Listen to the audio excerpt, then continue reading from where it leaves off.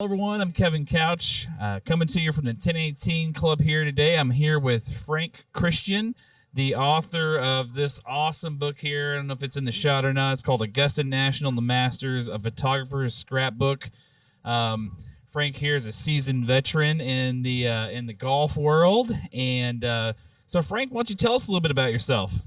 Well, I don't know how much there is to tell at this age. Sounds like a lot. I started when I was very young. I come from a family of photographers. My great uncle, Juan Montel, came to Augusta in 1897 and set up a studio, and my father joined him in 1927. And a lot of this history is in the book about our family in photography. But it was during the 1927, 28, and 29 that my father met Bob Jones, who was playing a good bit at the Forest Hills Ricker, which had just been built in 1927 up on the hill. And in fact, the first tournament that Bob played in his Grand Slam year, 1930, was played both at the Augusta Country Club and Forest Hills. And of course, my father covered that and a number of other times that Bob was playing there. Sure. And they became sort of friends. And when Cliff Roberts and Bob Jones decided to build the Augusta National, Mr. Jones asked my father if he would become the club photographer, which he did. So he was the first club photographer at the Augusta National. And I was out, I think my first time out there was about 1940, 42 or 43, I forget when it was, but it was the beginning of the war.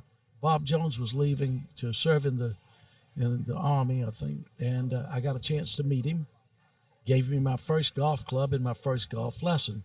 Bobby Jones gave Bobby you... did, and it didn't do a lot of good, I can assure you. Not much of a golfer, never have been. That's a pretty cool story, years, though. Yeah, over the years, he would teach me a little thing here and there. But I actually made my first photographs at the National in 1948. And from then on, I photographed with my father until he retired in 1954. And I continued on brief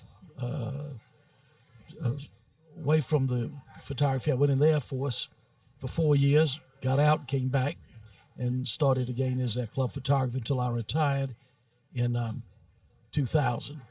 So I had a nice run and a lot of fun over there, met a lot of nice people. It sounds like it. I mean, just to be part of such rich history is amazing, you know. And it is, and you know, the Masters tournament, without a doubt, is probably the best sports event in the world, the best organized, the best run. And I say that having had some experience. I traveled with the PGA and other people like the Wilson Sporting Goods and FootJoy. I had the chance to go around the world in different tournaments and see how they conducted. And I was surprised to see that none of them lived up to the standards of the Masters tournament. Sure. Yeah. So tell us. So tell me a little bit about your. So what tournaments have you covered? What's been some of your most memorable ones? Well, the Ryder Cup, I did that for 38 years. And it's another big one. It was a lot of fun. When I first started with the Ryder Cup, covering the Ryder Cup, I don't think there were 500 people there. It was not very popular, right? Very well attended. But then the first time I went to the Belfry in England, my goodness, a huge crowd. And from then on, it's gotten bigger and bigger and bigger. And one of my very close friends, Tony Jacklin, he was here this week with me. We had dinner together Sunday night at our house. But Tony was probably the most successful captain ever for the European team. And so we've had a lot of fun together in those events.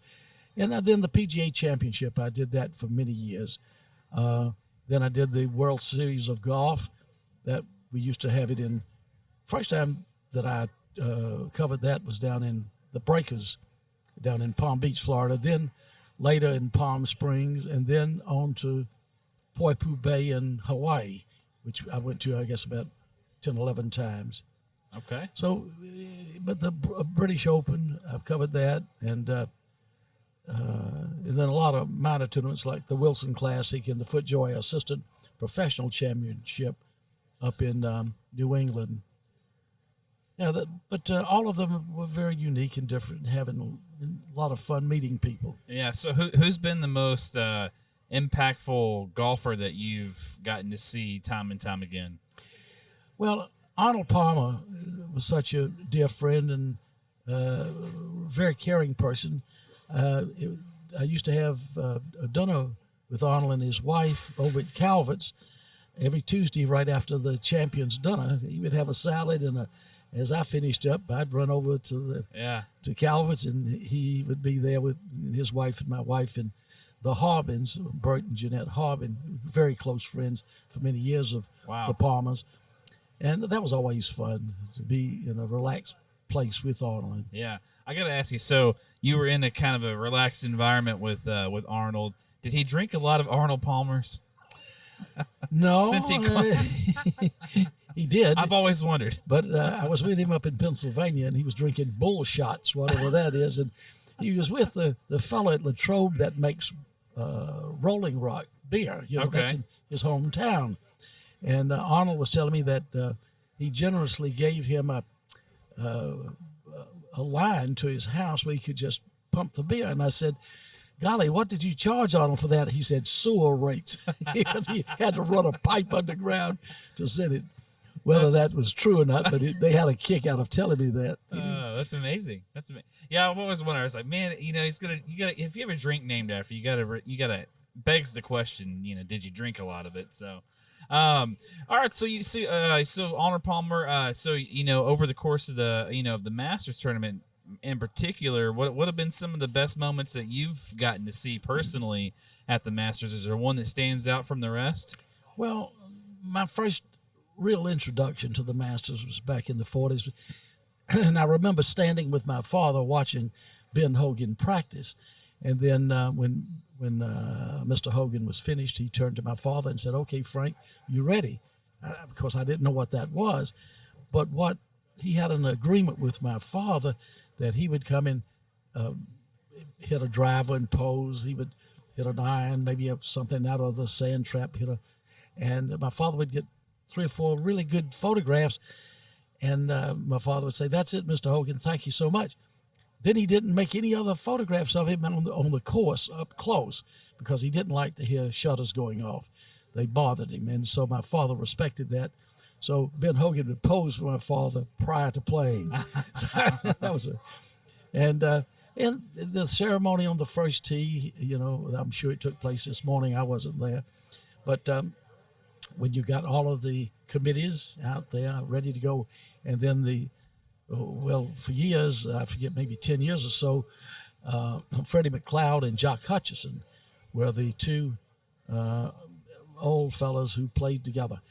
My father made a picture of them. The first time they played the Masters together was 1935. That was the year that I was born. So it was a very special photograph for me because through the years, I got to know them both very well. Sure. And I recall a very poignant moment when Jock Hutchison had a bad hip and he was walking with a crutch and a walking stick, and Mr. Roberts was on the first tee with Freddie McLeod, and he said, "Where's Jock?" And I said, "Mr. Roberts, he's up at the clubhouse." He said, "Well, go get him."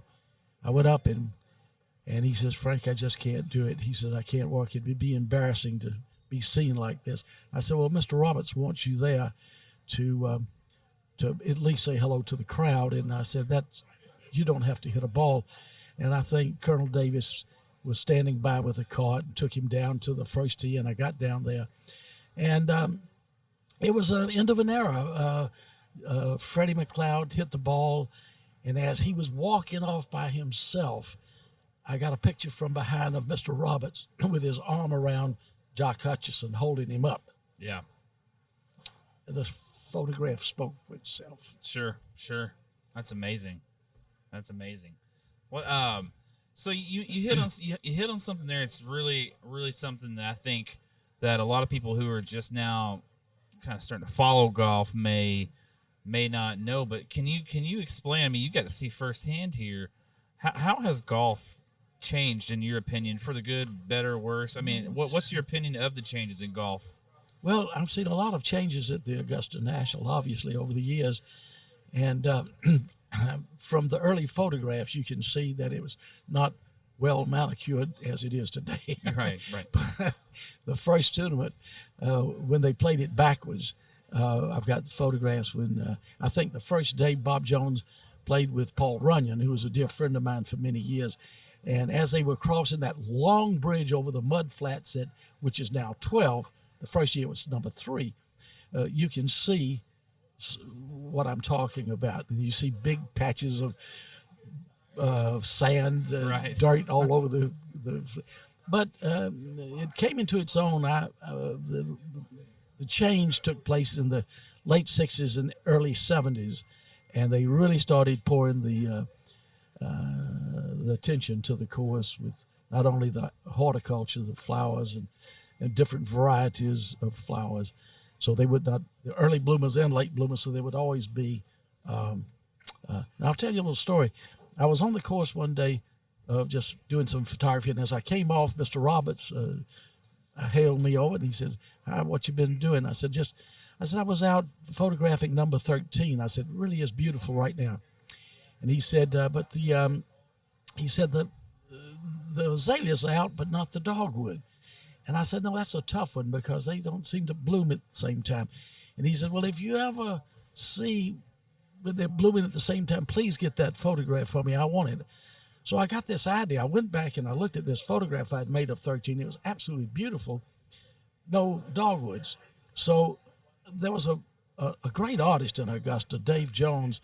I blew this photograph up 6 feet by 3 feet, and I took it to him and I said, "Dave, could you put the dogwood, the blossoms on the trees?" And he said, "Sure." So he took my photograph and added the dogwood, the white dogwood blooms.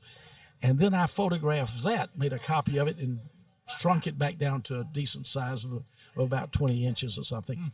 And I took it to Mr. Roberts, and I said, and I handed it to him, and he just looked at it, never said a word. And he finally said, "Exactly, this is it." And he said, "Give me so many of this and so many of a little larger size." And we used it that year as a tournament gift. And a lot of people still have that. That's amazing. Frame picture. Yeah. So, yeah, no Photoshop back then. No, there was no. Today that would have been real easy. You could have added orchids to it if you wanted to. Could have photoshopped a big whale into it or something wild. Yeah. Well, it's interesting. Yeah, just hear these stories. So tell us a little bit about your book here. What's is there like a central line of inspiration other than the Masters and Augusta National? That's all right. I mean, is there anything in particular that that you showcasing in the book or anything? Well, it's kind of funny. This book came from an idea that I had. A lot of stories about Mr. Roberts, about different funny things that happened at not only the Masters, but mainly the Jamboree. That's when the members would come together once a year and have a party and play amongst themselves.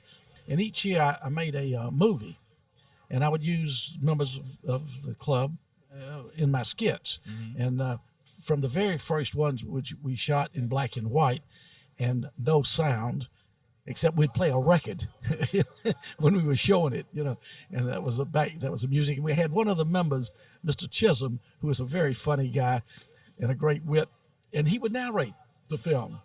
And just off the top of his head, he would say funny things. And so it caught on. It was a lot of fun. So we finally graduated from that to color and sound. You could hear people speaking. And one of the everybody loved to see Mr. Roberts in his skit each year. We had things dressing him up as a gorilla and things like that. But the one that was perhaps the most famous skit that I ever did was not my idea. It was Phil Wall. He was the manager of the National, and he came up with the idea that we would have Mr. Roberts walk on water. And I said, "How are we going to do that, Phil?" And he said, "Well, I've got this idea. We'll drain the pond at 16 and build a Bailey bridge and then put the water back in until it just covered the bridge by about a quarter of an inch or half an inch." And I said, "Let's see if that works." So we did that. and it came time for the skit. So I took the card up to Mr. Roberts' office, and I went in and said, "Mr. Roberts, we're ready for you for your skit." And he said, "Okay, very well." And he got the card with me, and as we're driving down to 16, he said, "Frank," I say this because that's the way he spoke. He hesitated, and he said, "What is the skit that I'm doing?" And I said, "Well, Mr. Roberts, we're going to have you hit a tee shot on 16, and the ball will go in the hole, and then you observe it going in the hole, and then you will step out and walk across the water towards the green." And he said, "Frank, that doesn't have that does have some religious connotation, doesn't it?" And I said, "Yes, sir, it does." I said, "But a lot of these members think you can walk on water, and we're now going to prove that you can." So we get down to 16, and his caddy is waiting there with the golf clubs, and he tees it up, and he hits the ball, and great shot. It nearly went in the hole. But later we made it go in the hole, as you know. It's a trick. So without hesitation, he walks down to the water, and he could see the bridge.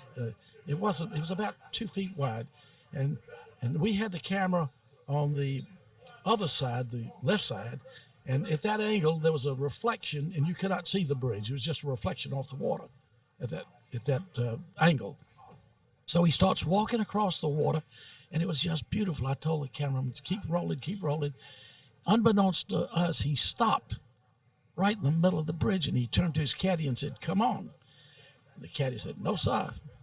He said, "Come on." The caddy said, "Yes, sir." And he started walking into the water, missed the bridge, and he's holding the bag up over his head, and he walked right into the water. And oh my God, maybe this guy can't swim. We didn't know what to do. But anyway, we saved the day. And when we did the final cut, we put in a little sign, "O ye of little faith," as he's looking down at the caddy, going under, holding this bag above his head. That's amazing. But, funny things like that, always great fun. And the members got a great laugh out of it. That's awesome. So That's fun. incredible. Well, Frank, I know you're a busy man. Thank you for sitting down with me today and sharing some stories. So if anyone's interested, how can they get a copy of your book? Is it on Amazon? How's the best way to get a copy of it? Well, other than getting it here today. It's available on Amazon. Okay. A smaller edition. Okay. But a really nice edition. You can buy it on Amazon if you like. Okay, absolutely. Well, we'll make sure we get your number and your information out there as well. And we appreciate you coming to 1018 Club today and sitting down with us and sharing some of your stories and about your book. And we look forward to it, sir. Thank you. Thank you. Appreciate it. Nice meeting you.